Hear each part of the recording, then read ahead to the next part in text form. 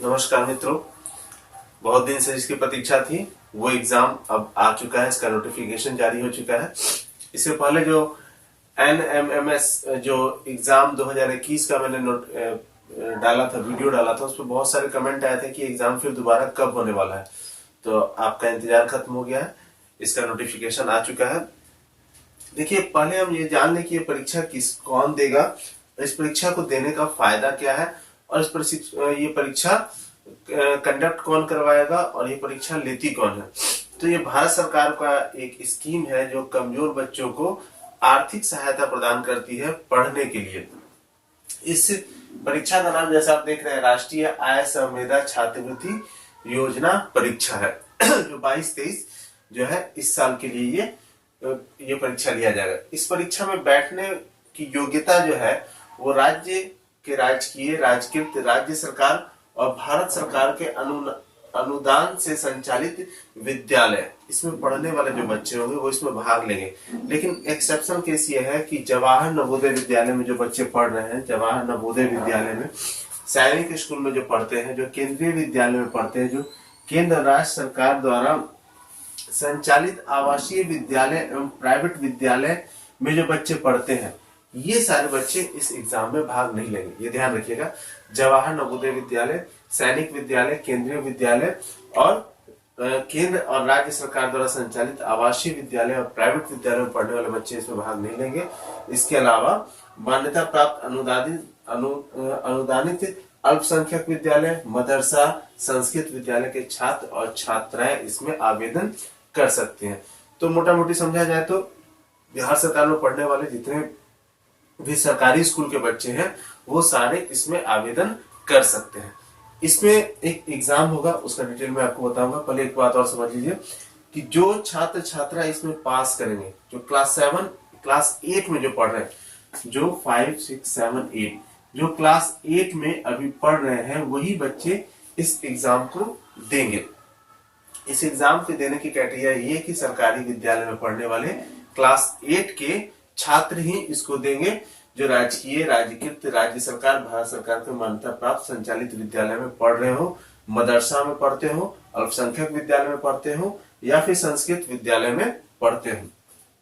एक एग्जाम होगा।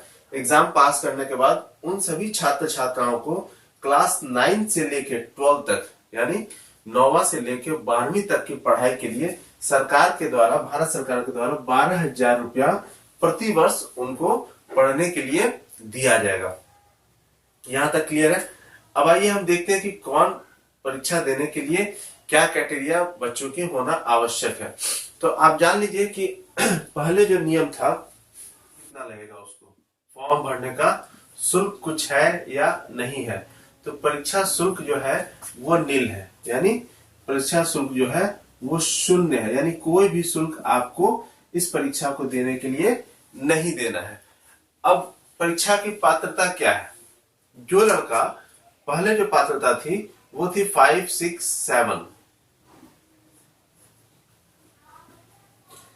7 में जो बच्चा 55% अंक के साथ उत्तीर्ण हुआ हो, 55% अंक उसने एग्जाम में, 7 क्लास के एग्जाम में 55% अंक लाया हो और 55% अंक के साथ वो उत्तीर्ण हुआ हो, वो सारे बच्चे इस एग्जाम में बैठते थे। लेकिन आपको ध्यान होगा कि कोविड गाइडलाइन के कारण एग्जाम नहीं लिया गया था पिछले वर्ष और बच्चों को प्रमोट कर दिया गया था। इसलिए ये वाला जो ऑप्शन है, ये वाला जो क्राइटेरिया है वो इस बार नहीं रहेगा। यानी क्लास 7 में जो प्रमोट हुए बच्चे क्लास 8 में जो अभी अध्ययनरत है, पढ़ रहे हैं, वो सारे बच्चे इस फॉर्म को भरेंगे। अब आइए एक चीज और समझ लें हम लोग कि ये जो परीक्षा ली जाती है बिहार सरकार के द्वारा, ये स्कॉलरशिप दिया जाता है। करीब करीब पूरे भारत में 1 लाख बच्चों को ये स्कॉलरशिप प्रदान किया जाता है। तो स्कॉलरशिप में हर एक स्टेट का अपना अपना कोटा होता है और उसमें फिर बिहार का भी कोटा है। तो बिहार में हमारा कितना कोटा है इसको जान लें।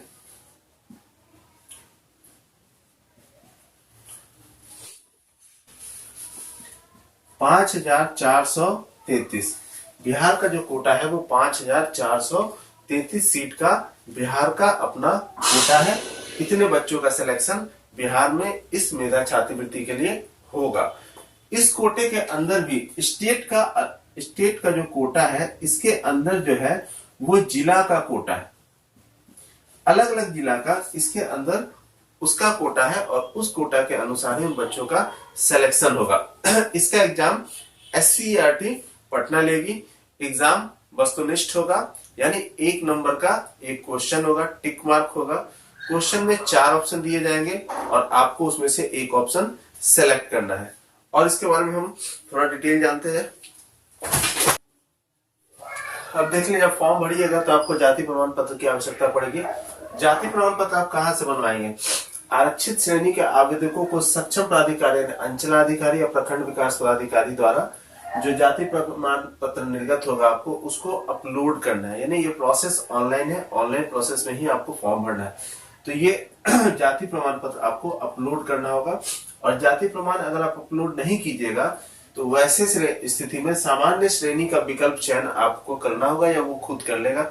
आपको सामान्य श्रेणी में रखा जाएगा और बाद में इस आरक्षण का लाभ आपको नहीं दिया जाएगा। आय प्रमाण पत्र के बारे में आप जान लीजिए कि आय प्रमाण पत्र जो है वो आवेदन पत्र के साथ सक्षम प्राधिकार, अंचलाधिकारी या प्रखंड विकास पदाधिकारी के द्वारा आपको आय प्रमाण पत्र बनवा लेना है और उसको भी अपलोड करना है।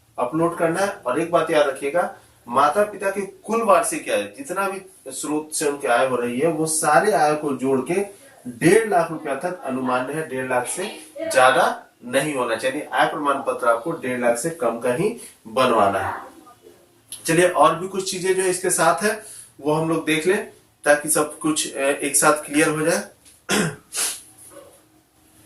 देखिए, अब एक आरक्षण जो है वो EWS का भी आ गया है। उसके लिए भी है कि आर्थिक रूप से कमजोर वर्ग के आवेदकों को आरक्षण का लाभ प्राप्त करने के लिए सक्षम प्राधिकार, अंचलाधिकारी से या प्रखंड विकास पदाधिकारी के द्वारा निर्गत आय प्रमाण पत्र जिसका कुल वार्षिक आय 1.5 लाख तक अनुमान्य हो अपलोड करना पड़ेगा। यानी इनको भी ये अपलोड करना पड़ेगा। और जो निःशक्तता प्रमाण पत्र किसी के पास अगर है, कोई अगर फिजिकली हैंडीकैप्ड है तो उसके लिए भी है कि उसको सिविल सर्जन या सक्षम प्राधिकार के द्वारा निर्गत किया गया प्रमाण पत्र अपलोड करना है। निःशक्तता कितनी होनी चाहिए? करीब करीब 40% होना चाहिए, तभी उसको इसका लाभ मिल पाएगा।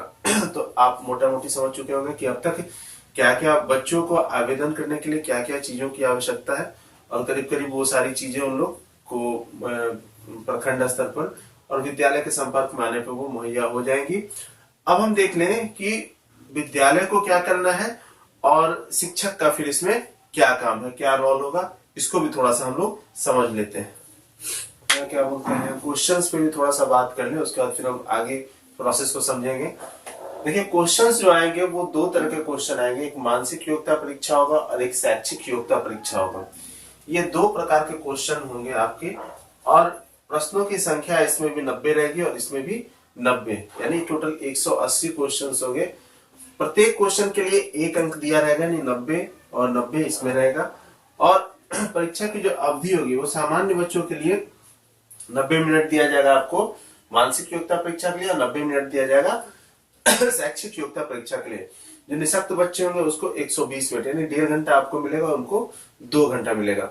अच्छा, इसमें न्यूनतम अर्हता जो है वो पास करने का न्यूनतम अर्हता जो है वो दोनों का मिला के कम से कम आपको 40% लाना होगा। इस दोनों के नंबर को मिलाकर 180 का 40% सामान्य बच्चों को लाना होगा और जो SC ST या निःशक्त बच्चे उनको 32% नंबर पास करने के लिए लाना होगा। उससे अधिक जो नंबर आएगा उस पर ये मेरिट लिस्ट तैयार होगा, लेकिन कम से कम आपको 40% तो लाना ही है। अब आइए कि मानसिक योग्यता परीक्षा में आपसे पूछा क्या जाएगा, संश्लेषण, विश्लेषण, शाब्दिक, अशाब्दिक, यानी मोटा मोटी कहिए कि रीजनिंग के जो सवाल हैं, जो कोडिंग डिकोडिंग के सवाल सारे रहते हैं, रीजनिंग से संबंधित इसमें सवाल रहेंगे। इसका सिलेबस स्पेसिफाई नहीं किया गया है, लेकिन जनरली जो सवाल होंगे वो आसानी रहते हैं और बच्चों की योग्यता को आंकने का कार्य करता है। तो आप मान लीजिए मानसिक योग्यता में आपको रीजनिंग के सवाल रहेंगे और तर्क शक्ति के जो सवाल होते हैं वही रहेंगे, संश्लेषण, विश्लेषण, इस तरह के सवाल रहेंगे।